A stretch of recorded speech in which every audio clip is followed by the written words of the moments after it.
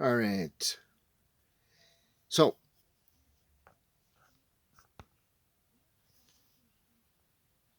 as I was saying, a true platonic octahedron, that's the top and the bottom will give you 245. So it'll be at a 90. And the the sides, right? That's looking on it in that one direction. Looking at it in the other direction, like I was explaining to you in the earlier, what's actually inside an octahedron, it gives you two 54s, that would be 108, right? Which is the outer angle of a pentagon, right? Well, let me just pause here for a second. I got one little thing. Okay. So as you can see, there's an octahedron. And when you look at it in that thing, in this plane, I guess, in this view, you can see that it gives you those 245s and makes the 90 on the corners. And when you're looking at it that way, see that? It gives you two 54s, which is 108. So that's what I was saying. It's not a true platonic solid. It's not a true platonic octahedron. And as I was explaining, for it to actually for it to actually have slopes on the sides to be a 51.42 or something close to that, it actually has to be, which I worked it out to be,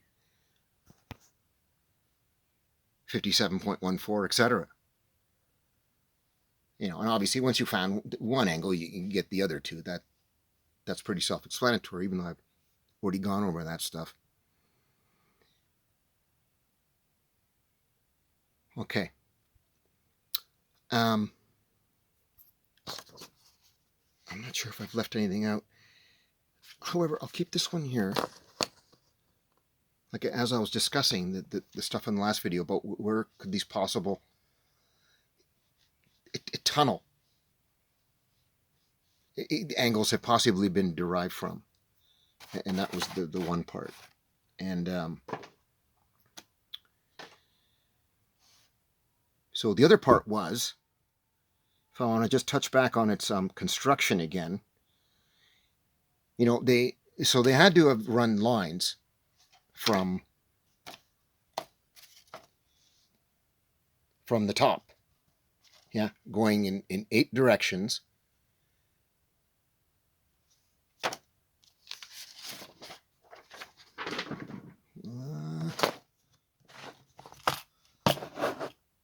From there, that's a top view. So that midpoint is actually the high central point. They would have actually had to have run all those lines, right, using this geometry versus a true platonic octahedron. So that's how I figured that out. I had to reverse engineer. I had to figure out what's actually going on the inside of an octahedron to figure out that. So once again, they have to run the ropes from a central point, 8 of them going outward to the corners and to each midpoint. 1, 2, 3, 4, 5, 6, 7, 8.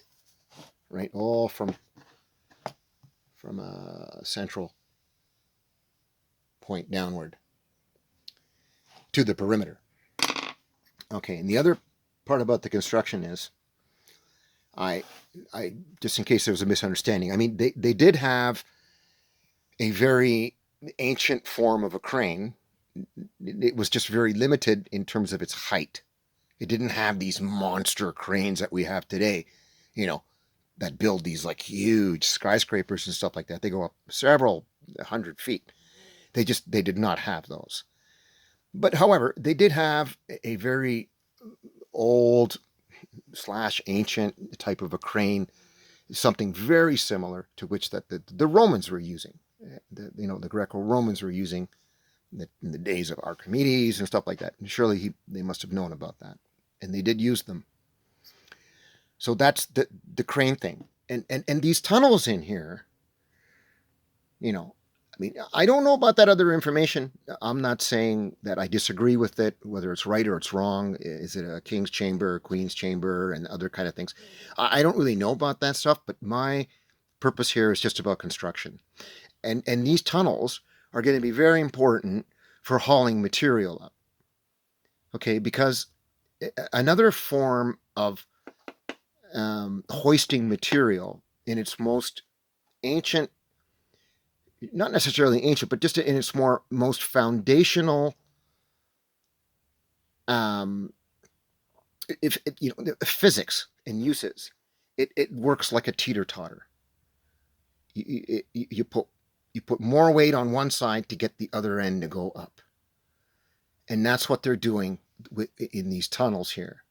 They're putting extra weight on the line, and that hoists up that material to there. Up here, they're putting extra weight on this line, and that hoists that material up to here, right? And then they go around the pyramid. They go, that's how they start. They go stack this row, that row, the back row, and then coming back. And they keep doing that all the way up, all the way up, all the way up, until they reach a point where they have to finish off the three sides, where in this case of this pyramid, they left off on that point. They have to finish off the three sides, and then they can complete the rest of it up from there. Because once you've got the three sides out, now you've got enough for a platform up there.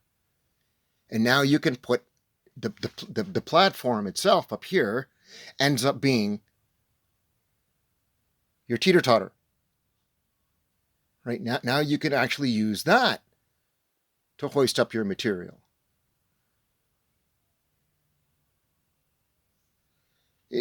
To a certain degree anyway, right?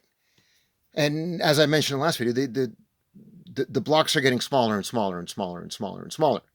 So it would have been, the rest of this work is going to be a lot easier as they went on. So that's the other thing. The other part I wanted to add here was in my opinion, the Egyptian thing that they called the djed, right? That structure that looks like whatever. It's a djed. You can go look that up yourself. In my opinion, that is that's what the teeter-totter is. It works like a scale, but a scale is also a machine. It's a leverage machine. That's what a djed is. And that, in my opinion, leads me to believe that that's what these ancient Greco-Roman pillars are as well. Because they have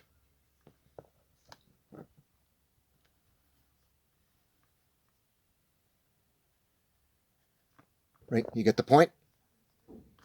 And you need rounded edges for the smoothness to pull your rope. And that's kind of what that djed reminds me of as well. So that's just my take on some things here. I think originally, this is what these things symbolized. The djed and these Greco-Roman pillars. And perhaps they had reached a certain point where it was no longer, they just didn't, but man, they would still use them. It's a basic, a leverage system. We use the same thing today. We just use these pulleys and shackles, right? We still use this principle. It's just we do it all with fixing it off something, right? And then hoisting things up via chains and ropes and stuff. But, this would be in its most basic form. A djed, a pillar, is a type of a leverage machine.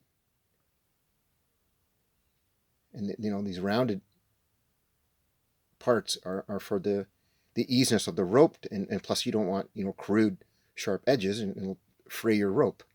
That's the last thing you need. Okay, so that's the construction part. Yeah, right. And they would have had these little cargo platforms. These cargo platforms, as one end goes up, they unload that material. They probably just do that kind of a process. They just load up, so put extra weight on the one side, and it lifts that point to where you need it to go, or somewhere a safe kind of a place. Because as you unload that material, you probably want something to stay relatively close to your balance point versus going all the way like this, and that becomes difficult to crank that back down, right? You're probably always playing within this range of hoisting material up. Leverage. Teeter-totter. All right, enough about that. What else do I need to say here? I think I've covered everything. I need to do another follow-up. I will. Just to quickly talk about my other projects here. Yeah, so that's just a little something that I like. The Temple of Helios, Hephaestus. These are things that I came up with. I'll walk you through my idea process here. This was the original one I made. It was out of these tiles I had left over, and that same trim. I thought that would make a nice soap dish. So that was my first one. Okay, and then I got thinking of this idea for having a soap dish.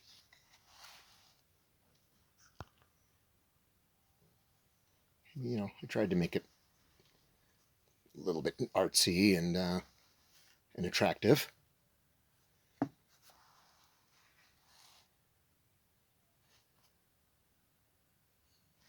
And the idea behind this one was to have a soap and a his and her toothbrush holder.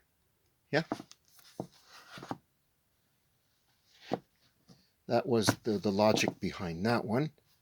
And then I thought of another design.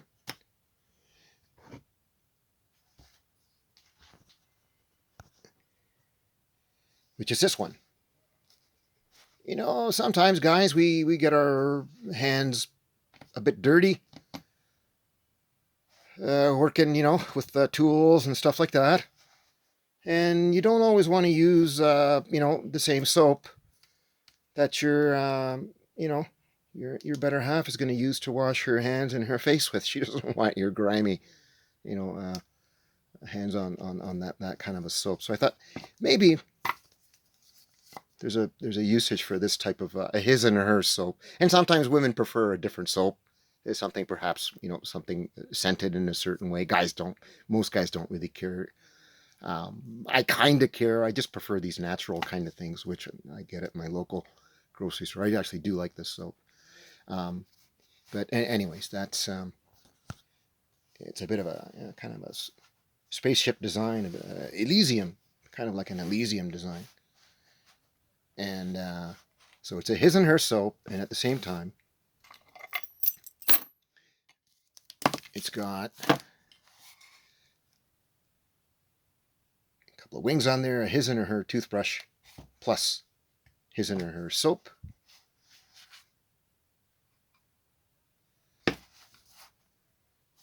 All right, so that's that one.